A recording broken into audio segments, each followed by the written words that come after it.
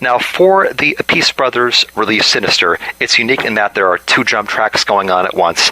Now, for the songwriting, how were the songs written by them for the new CD Sinister?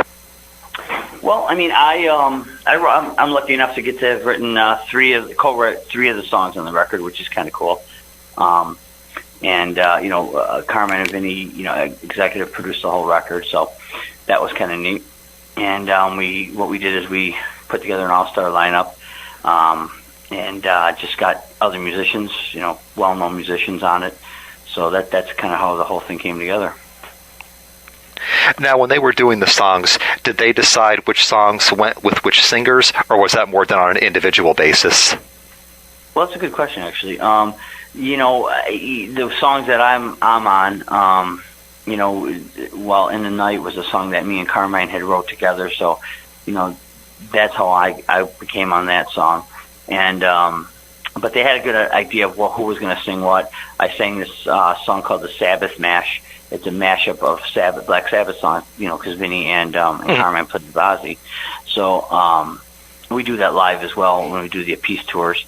And so that was just going to happen anyways, that song that I would sing on that one. But then when we did the title track, Sinister, it's a song that Carmine was doing a drum clinic called, a drum show actually, called Slam. And they had the music all, drawn up for it, but they never had a melody or a vocal to it. So Carmine gave it to me and said, what can you come up with?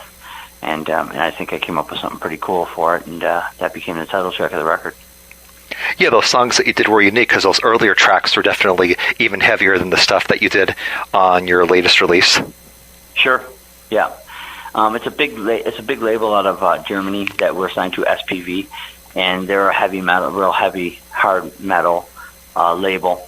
So they definitely wanted a heavier edge sound and songwriting style. So, that's what we brought to the table. More of a, Black Sabbath kind of Dio vibe. And the song Danger is a song that I wrote as well, co-wrote on the album. And Vinny sent it, or maybe it was Carmine sent it to me and said, see what you can come up with on this.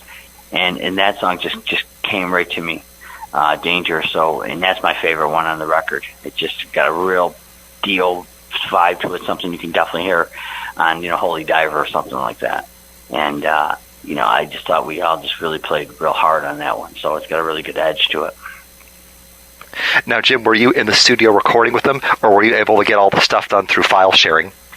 Both, a little bit of both. The song Danger I did at my home studio here in New York. But then I did some stuff in Los Angeles, and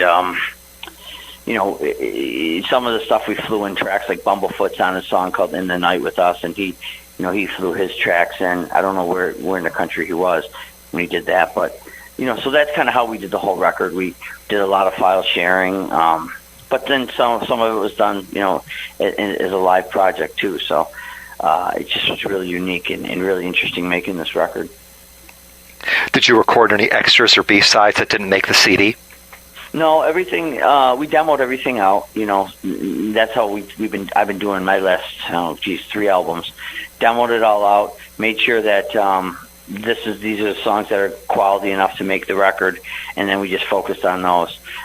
So we didn't record any extra songs. I wish we would have, because the album we ended up picking up a deal out of Japan called Ward Records, and they released it in Japan through Ward Records. And in the Japanese market, they really like to have all those B-sides and all that, and we didn't really give them anything extra for it. I think Vinny and Carmine did a message at the end of it, for the Japanese audiences, but it would have been neat to maybe do a couple extra songs.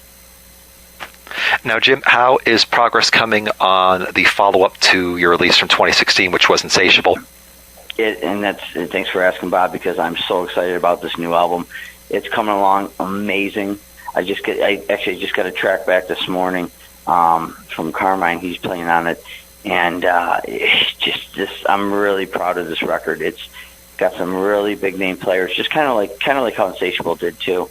And we're doing the same type of thing, file sharing, but this time around I have some great artists on it. We got some really surprise songs on there. We covered a couple songs on this album that are really going to get the audience. I think they're going to really really enjoy it. The album's come along great. I just got a record deal through Visionary Noise Records out of Houston, Texas. So they're behind me, and they're really, really putting their all into the record, and we're going to do a video and a bunch of touring and press. So I'm really excited about that. And along with all this cool stuff, I got a couple endorsements. I got TTM Guitars endorsed me. I got Kick Lids, Pro Player Art, and this soap company. I'm going to have my own line of soaps coming out. So it's just it's really just really exciting time. Yeah, it's unique for you to have a soap line. I saw that a little bit on the website where it was. Yeah, you saw that. Yep. It's interesting, and it's cool how they did it because I've always been into wearing like the clones and stuff like that when you're on stage, and they're actually making it's Regis soap, and it's high end soap is what it is. It's all custom made, and the scent is going to be exactly the smell that I wear. So it's going to be a lot of the fans, when they go see me play live, they say, "What do you have on? What do you wear?" So and now I can say, "Oh, well, listen, you can buy the soap and guys or girls and wear it and smell like that." So I'm excited about that. Now, as far as the lineup, Jim, for your new disc, are you going to have the same stable core of musicians that you had during most of the songs, or do you have a new guitarist, a new bassist, and a new drummer you're going to be working with? Well, great question again. You're on fire today, Bob. I love these questions. Seriously, because I do a lot of interviews, and sometimes they're just generic questions. This is great. I have a French guitar player named Steph Hond that when I started this venture to make the new record about 7 months ago, me and him were just demoing the songs out. He played with Paul Di'Anno from Iron Maiden. He also played in the Chris Holmes band, so he's a real veteran player. Me and him just started demoing these songs out. I had all these songs written. A lot of these songs were songs that should have been on Insatiable that I demoed out, and I just decided to hold off and do them for the next record, the follow-up. So I had a lot of these songs already, structured out and arranged anyways, and written. So when I hooked up with Steph, initially it was just going to be on he's in a band called Hollywood Monsters, that he's got an album coming out doing that. And I sang a couple songs on that, which I already did for him. And he said, well, listen, let me return the favor, and let's do some stuff on yours. Well, that kind of went to the whole next level. Me and him started demoing all these songs that I had. I was just sending him song after song. Before you know it, we had like almost 20 songs. So this new album's going to have about 16 songs on it, and which is a lot for an album. But they're great songs. I couldn't leave one behind, so that I figured put them all on it, right? So that's how we did it. We demoed out all the songs and seeing how they'd sound as a demo, and then I started getting them out to all the musicians that are going to play on it, and it's unbelievable. I got Vinny Appice on it. He did a bunch of stuff. Frank Domino from Angel. He's on there. I got Rick Fox. He was in Wasp, and Steeler also. Steeler as well. Yep. And Rick's really coming together well for me. He's going to be doing a lot of live shows, touring with me, and he's really got behind everything I'm doing, and he's really excited to be a part of this, and that's great that I got Rick on that. But the core was A.D. Zimmer from Lou Gramm Band. He's on a lot of tracks. Rudy Sarzo from Quiet Riot, Whitesnake. Rudy's got a great resume. So many. Mike Tramp's going to be on it again from White Lion. He was on my last album as well. Just so many great. Robbie Lochner from Jack Russell's Great White, who's an amazing guitar player. He's going to be on there. So I just have a really big cast of just big name guys. Chris Holmes from Wasp is on there. Oh, cool. Yeah, so I'm real excited. I mean, it's new guests. Tony Franklin, from The Firm, Blue Murder, Carmine Appice, Vinny Appice. So it's really coming together, just better than I ever thought it could. And it's a good mix, kind of how Insatiable was, where it's got a lot of AOR kind of songs, but also a lot of traditional old school metal songs too. You know, it's funny. It is, and because that's just who I am. You know, I try and change it up a little bit and not go so heavy. But you know, I'm past it now. I embrace it because that's just who I've become. I'm a heavy metal guy, and I accept that now. You know what I mean? For the longest time, I always was like, you know, going to my 70s roots and try and be more melodic. But I'm a heavy metal guy, and I'm not going to shy from that. So, you know, I definitely have some heavy songs on there, heavier than I've ever done. As a matter of fact, one of the first songs on the record is a real heavy tune. It's got Vinny on there, and it's got Rudy on there. And it's a song I wrote about Ronnie James Dio, who was a big influence in my career. So I did a tribute song to him. And it's a really cool tune. It's called Scream Taker. And it just comes out ripping your face off, you know. So it's one of those type of songs. And but then it can get real soft and sweet. I got a couple ballads on there. I did a really cool ballad. My fiancée Colleen Master-Koval, she's on the drums, and I got Chris Cognies on there on bass, and it's just a beautiful ballad song. So I'm going from real heavy to real ballad to AOR type stuff. So it's kind of got everything on there. Now, do you have any working song or album titles yet? I know you mentioned a couple of them here and there. Yeah, I do. I have a title. I haven't released that yet. I guess I have. It's probably going to be called The London Fog. Okay. That's kind of, I guess the record, you know, I'm thinking about the record label when they did the press release. We did put the working title out. So, and the artwork's being done by Jeff DeBurry. Jeff DeBurry. He's doing all the artwork this time. And so I have the album cover front and back already done, and it looks really cool.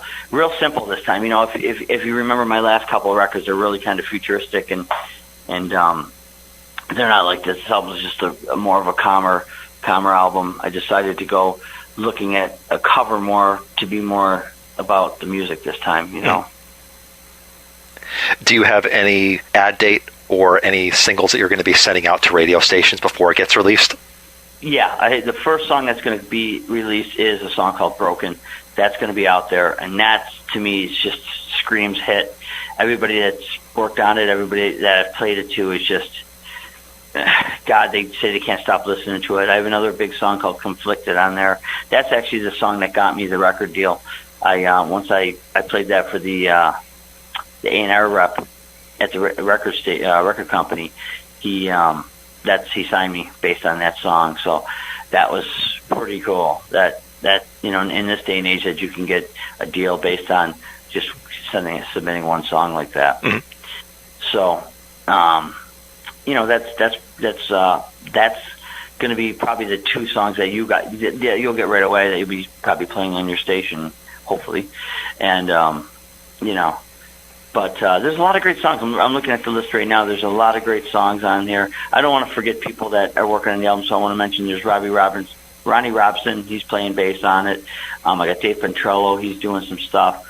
Artie Dillon, Ray Tabano he was the original guitar player from Aerosmith. I got this great French drummer, Eric Labelli. He did a bunch of songs on it. So I just want to make sure I give a shout out to everybody. That's Luke Johns on it, on drums. So I just want to, make sure that everybody gets credit, because I will tell you, everybody's worked very hard on this record, and it just, when it comes out, it's just going to really make some noise.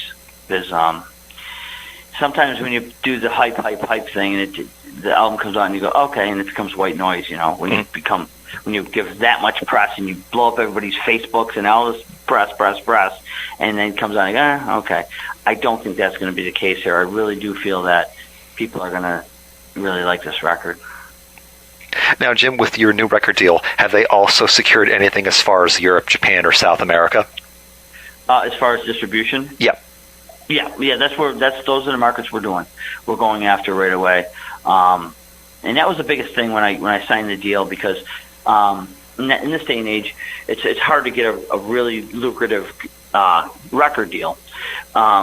But my big concern was I go with a smaller label like Visionary Noise, but I wanted to be the main focus with that label.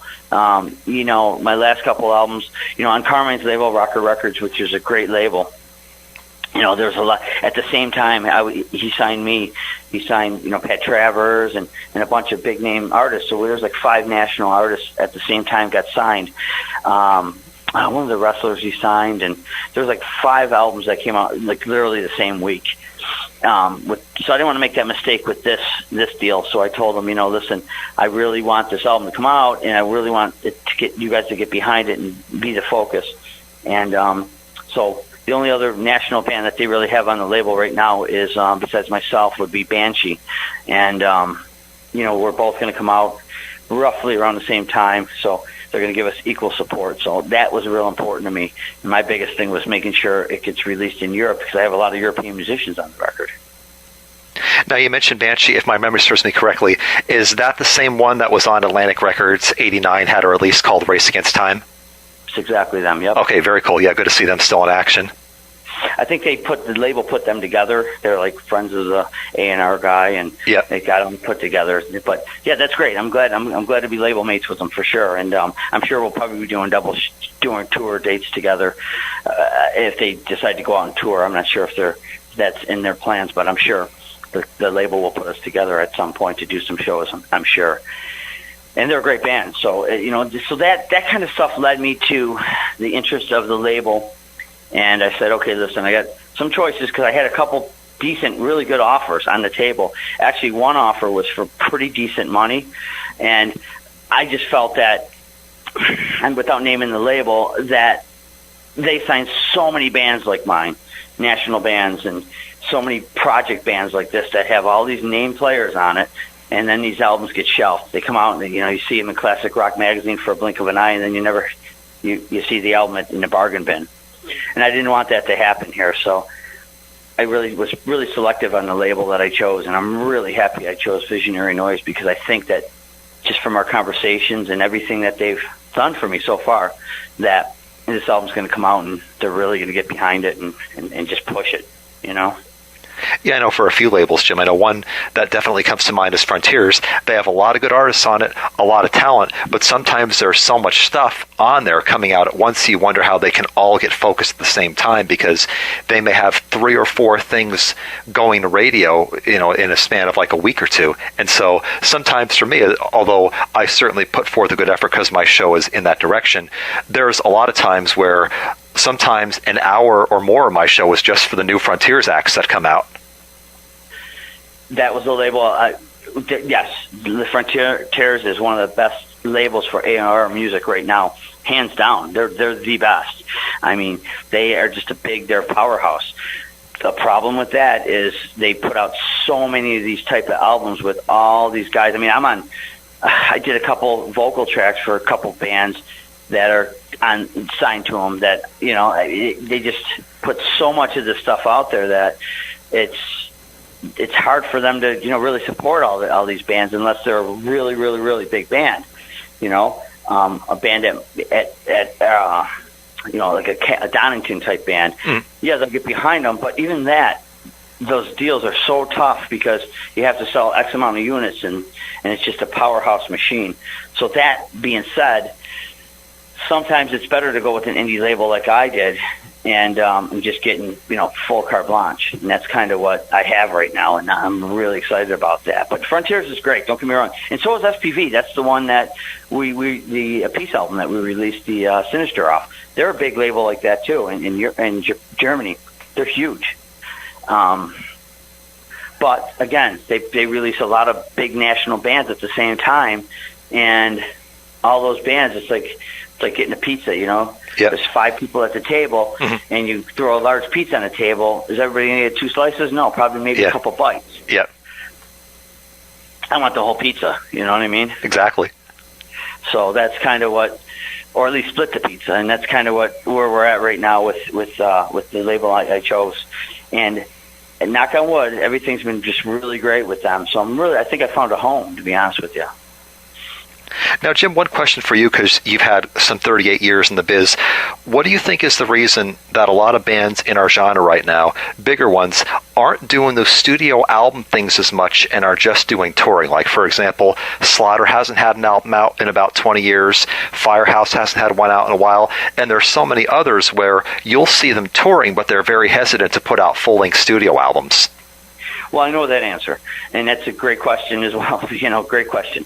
And I know the answer to it. It's because what happens is a lot of bands like your Slaughters, LA Guns exception to the rule because they just put out an album which is phenomenal, and they're very good friends of mine. Phil Lewis was on my last record. But I know the answer to that is bands like Slaughter, bands like Stryper, all these bands you're talking about, what happens is they can get the deals through Frontier, and they can do these albums, but they have to, you have to work that money back. All the money that gets put into these recordings and advertising and all that type of stuff that gets involved, could toll up to, $200,000-$400,000. Well, the deals that they put out nowadays are you have to pay that back before you see dime one. So a lot of bands like a Slaughter, who's a really still great band. I just did a show with them not too long ago, a few months ago. We opened for them, and they were great. Mark sounds great. However, they don't want to have to go on a 4 or 5 month tour to pay their record label back. Bands don't do that anymore. They want to just do a fly into whatever city, play Friday and Saturday, and fly out. And maybe do 3-4 shows a month, as opposed to 15, 16, 17 shows in that month to pay back the deal. So that's why bands aren't putting out records anymore. It's that simple, And when we did the Appice thing with SPV, that was part of our deal. So we had to go tour Europe and do I think 27 shows. So that's a lot of work.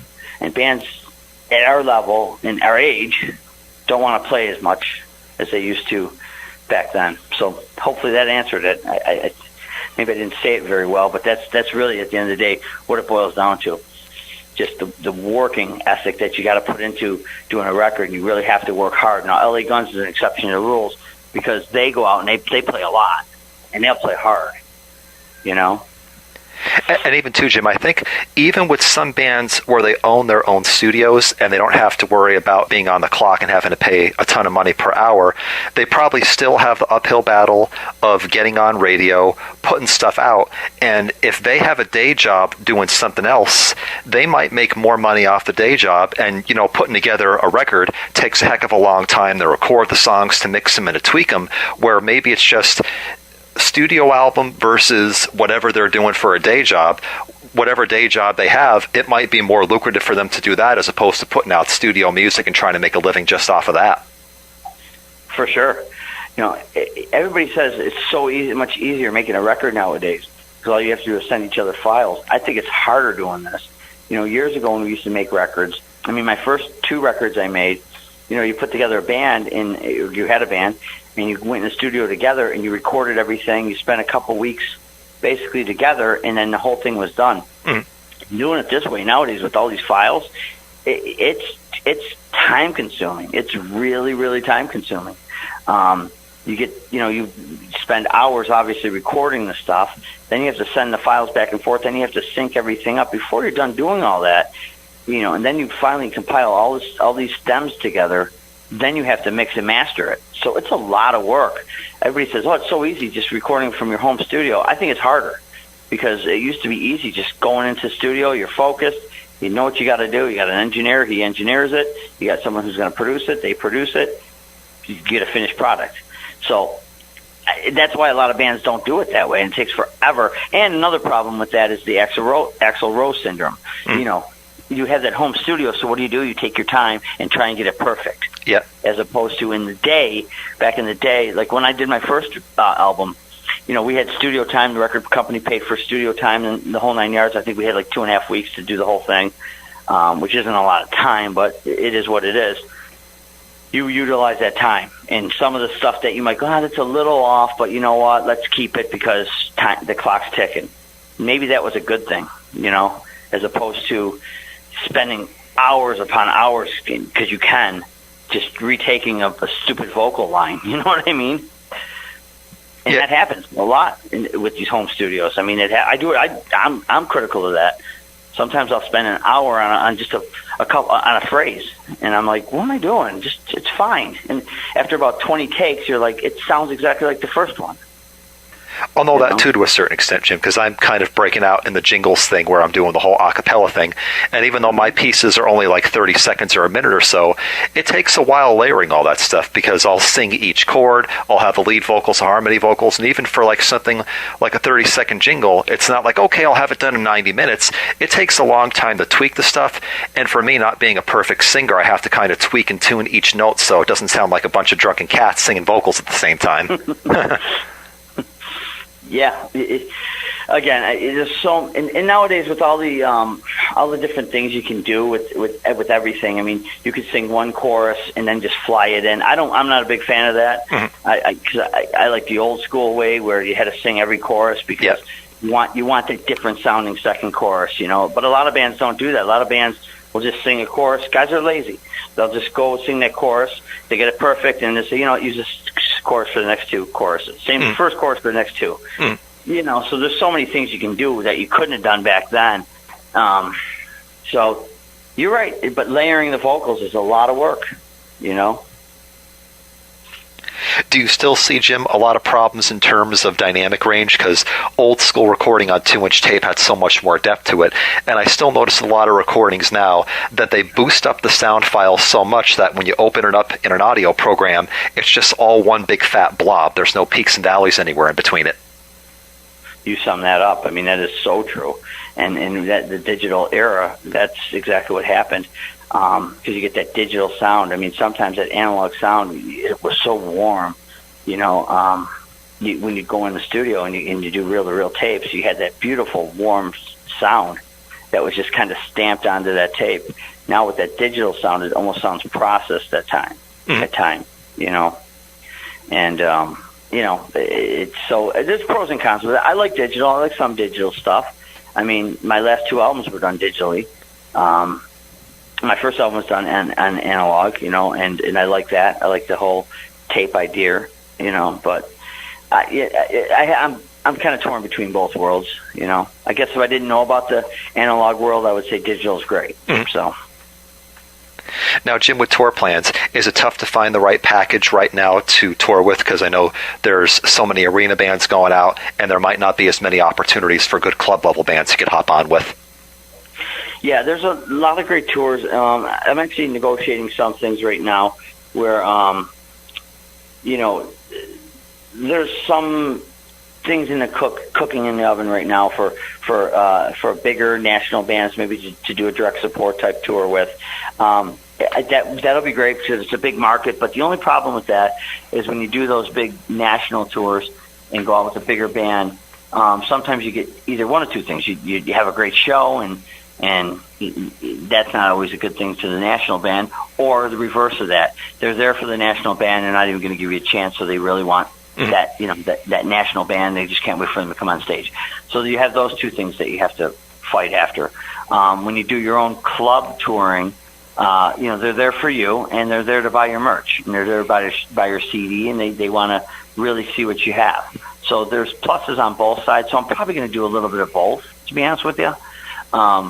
I know we have a couple shows coming up that we're going to be announcing soon with a national band. So I got a couple of openers for that.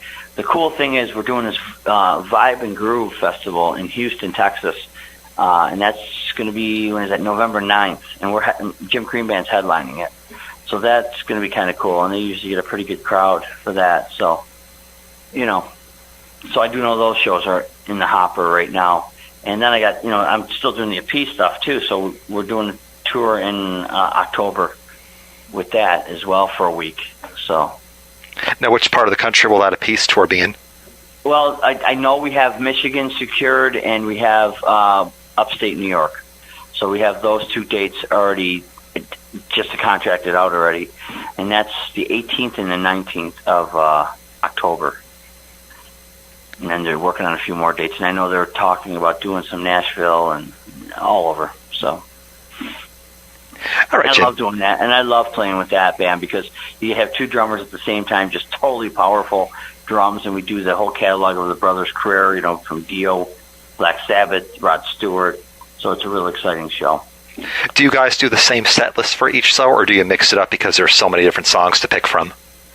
in the beginning we used to do the same set list, but then we started really putting in some songs that like we even thrown in Blue Murder because of Carmine, and then changing up the Dio stuff. So yeah, because a lot of people, what happened was we came up with the idea. I joined the band about 6 years ago. So in that time, we started seeing the same people coming out to different cities and even far away, like Chicago one week. Then we'd be playing, Rochester, New York, and then you see the same people. It's like, wow, okay, we have a good following here. So we started really changing up the set list so that the same people don't get bored with the show. So now we put a lot of different songs in, and a lot of B-side stuff that you wouldn't expect them to play. Yeah, I know even for Rod Stewart, there was a lot of stuff from him from the mid-'80s, which you can kind of put a hard rock or AOR twist on, like Infatuation. A few tunes from Out of Order kind of had that hard rockish kind of vibe to them, too. Yeah, those are great songs. Unfortunately, Carmine didn't play on those, so we wouldn't do those. Gotcha, yep. But I'm with you all the way. Those albums, I'm a huge Rod Stewart fan, and that album was Out of Order, like you said. It's a great album, and I love those kind of songs. And they do have an AOR feel to it. But yeah, we wouldn't be doing anything like that. I think Carmine left the band in '83. I want to say after the Young Turks album. Yep. Or maybe Ain't Mississippi, one of those albums. And so we do just the 4 or 5 years that Carmine was in the band. We do the songs from that era. Because he wrote "Do You Think I'm Sexy" with Rod. Him and Rod wrote that together, so we do that one for sure. That was a huge song, as we all know, and we do like a hard rock version of that, which is pretty interesting. It's doesn't sound anything like the dance version that everybody knows. So. All right, Jim. Well, thank you very much for the update. Do you have any closing comments for the fans out there? No, Bob, thanks for having me on, first of all. And second of all, feel free to check me out at jimcrean.net, at CREAN.net. And look forward to being on the show again once I get the record out there. And I'll definitely, you'll get an advance copy. So hopefully you'll start playing it before anybody really gets it on the street. And just look for the new album. We're going to be doing pre-sales. Go to visionarynnoiserecords.com, and you can get the pre-order there. We're going to do some kind of neat little surprise with that. We're going to do this is something I came up with, and I think it's a neat thing. The first 500 pre-order, or first 500 albums sold, they're getting a free. I did a Jim Crean's cover CD. It's going to have 12 songs of covers that kind of influenced me. And they get that along with the album, so that's going to be kind of cool.